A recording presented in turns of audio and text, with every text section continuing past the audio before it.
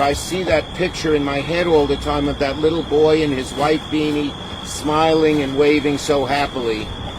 And then, just a short time later, he was taken from us. It just totally breaks your heart when you see that picture. So, we have to do something about it. We have to do something about it. I don't want to see any more pictures like that. So first, before I get into the substance, I want to acknowledge the hard work of the NTSB, the National Transportation Safety Board. We've been working very closely with them. They're stretched thin right now because of all the crashes you have seen, but the chairwoman, who does a great job, Jennifer Hamendi, has been here in New York since the crash and will be here this week. I've spoken at length with the NTSB, and I can report a few new things this morning. Divers will again be in the waters behind me today. The search is going on still for parts of the helicopter, and what we still need and don't have yet, they'll desperately seek to find it, is the main rotor in the assembly gearbox, which would give a lot of clues as to what happened. The NTSB has promised me they are not leaving until they exhaust efforts to locate both the rotor and the gearbox.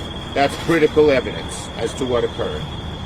But now there are other things that occurred that don't involve the mechanics entirely. They involve the company. New York Helicopter Tours is their name. Look, it's such a tragedy, of course, that this family and the military veteran went down in a flash. One of the things we can do to honor those lives and try and save others is to make sure it doesn't happen again. And we have to know that we know there is one thing for sure about New York City's helicopter tour companies. They have a deadly track record. 11 people killed in the last few years. And it is usually the companies, not the pilots, that are openly manipulating FAA rules, cutting corners, and could well be putting profits over people. We saw something like this in the Fly Nylon crash in 2018 that killed 5 in the East River. We could very well see it again in this case, because it relates to the maintenance and other helicopter safety protocols that were ignored or dismissed by the company, New York Helicopter Tours. What I can report to you today is related to the tour company, New York Helicopter Tours. The company has an operating certificate from the FAA that is called a Part 91.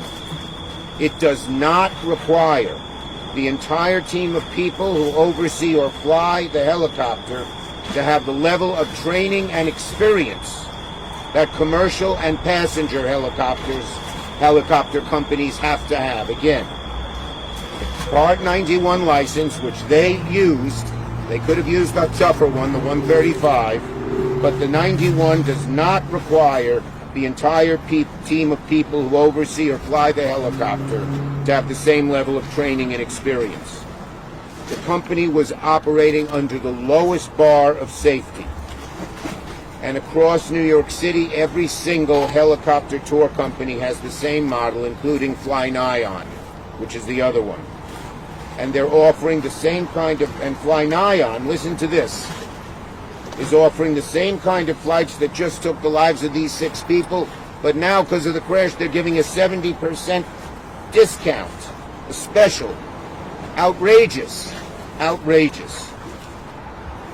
Right now, New York Helicopter Tours is under investigation, under federal investigation for these deaths. But first, I am urging the FAA to pull their operating certificate immediately and cease flights until their full investigation is concluded, at the very least.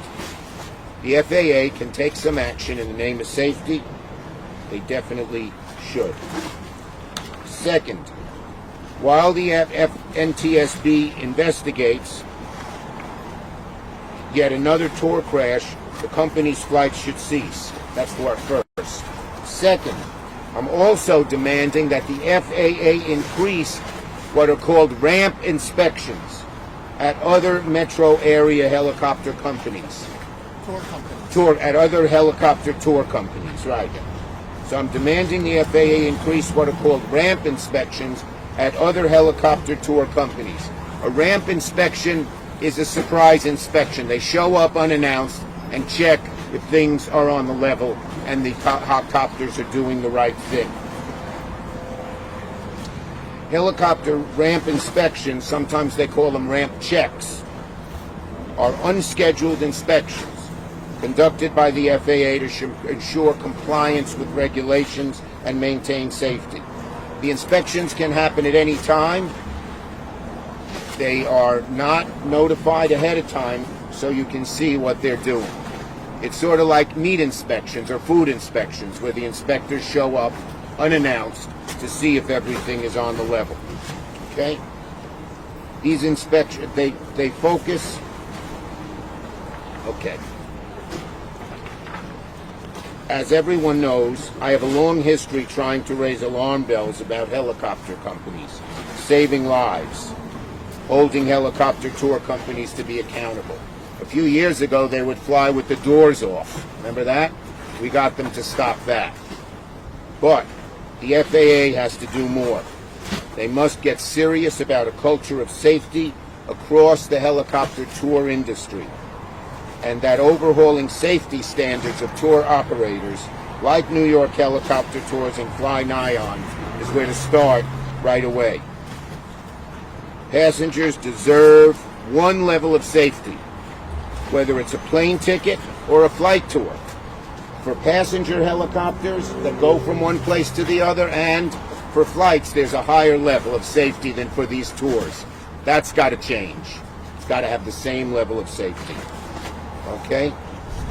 My office, by the way, Fly Nyan, as I said, is offering 70% off its flight tours. And we booked the exact same flight that just took the lives of 6 people for noon today with the same company involved in the death of the 5 prior ones. That is galling. So, we cannot let this continue. So the 2 things I'm asking for immediately, New York Helicopter, well, let me just get the exact thing straight. 2 things I'm calling for immediately are, first, pull the license of this company. Pull the license of New York Helicopter Tours.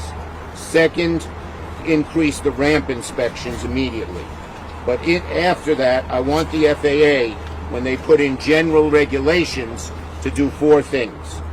First, to answer these questions. Answer these 4 questions sufficiently. First, what is the right types of helicopters, if any, to do tourism flights? This helicopter that crashed was 21 years old. Okay? Was that? What do they have to say about such helicopters in such length that have been in service for so long? Second, how many hours of flight time do pilots need to qualify? Under the 91 license, they only need 150 hours. Under the passenger and regular license, you need 1,000 hours. Big difference. Third, how in-depth do pre-flight mechanical reviews need to be? And finally, financial wherewithal tests for operators. Because if they don't have much money, they're more likely to cut corners. So we need the 2 things I mentioned first. Stop New York Tour Helicopter from pull their license now. Pull their license right now. And second, 1, pull the license of New York Helicopter Tours, the one company. And second, increase ramp inspections for all the others, and then answer those 4 questions. Now, I'll answer. People wanted me to say something on the SAVE Act as well, which I will. But first, we'll do questions on this subject. Senator, would you fly a tour helicopter around Manhattan? No. Why? I worry about safety. Any other questions?